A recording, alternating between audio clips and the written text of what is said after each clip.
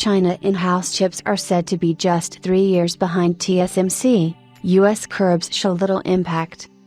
China's domestic chips have evolved rapidly, and a new analysis shows that the country is only 3 years behind TSMC in achieving semiconductor equivalence.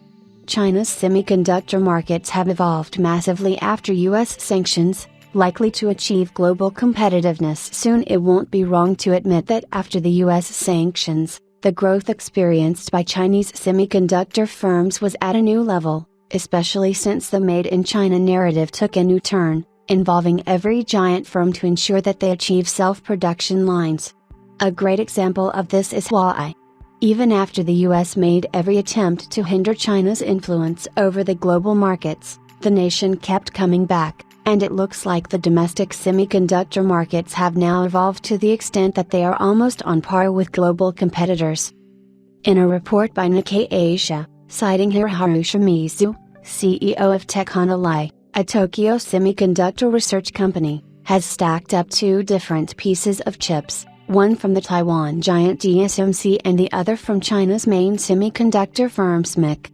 Shimizu has shown us the differences between Huawei's Kirin 9010 SoC, which SMIC mass-produced, and Huawei's Kirin 9000 SoC, which had semiconductors from TSMC.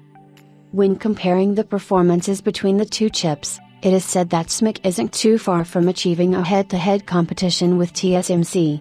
Along with that, the Kirin 9010 chip was built upon SMIC's 7nm process, and the Kirin 9000 utilized TSMC's 5nm. Still, despite the difference in node size, SMIC managed to close down the performance gap by having a more efficient chip design, in collaboration with Hisulshine, a Huawei subsidiary.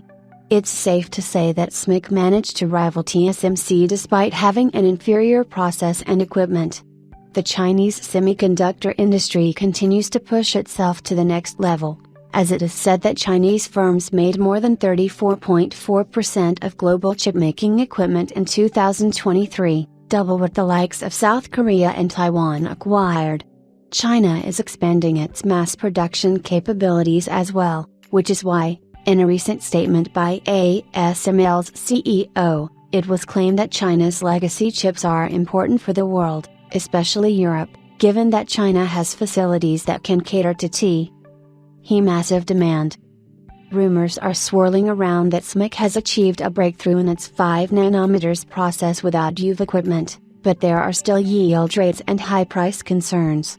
While SMIC still has a long way to go to reach the likes of TSMC in market competitiveness, the way Chinese markets are growing, we aren't too far from the time when China achieves a status equivalent to that of Taiwan in the semiconductor world, but there are still complications present.